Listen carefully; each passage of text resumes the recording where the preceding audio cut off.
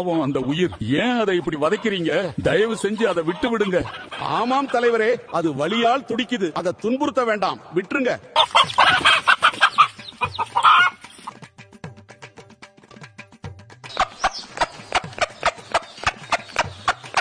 இது என்ன?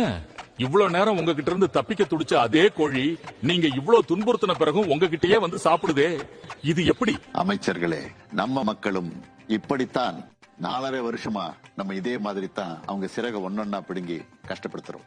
அப்புறம் தேர்தலுக்கு முன்னாடி வர்ற கடைசி 6 மாசத்துல மட்டும் சில இலவசங்களை அவங்க முன்னாடி தூக்கி போடுறோம்.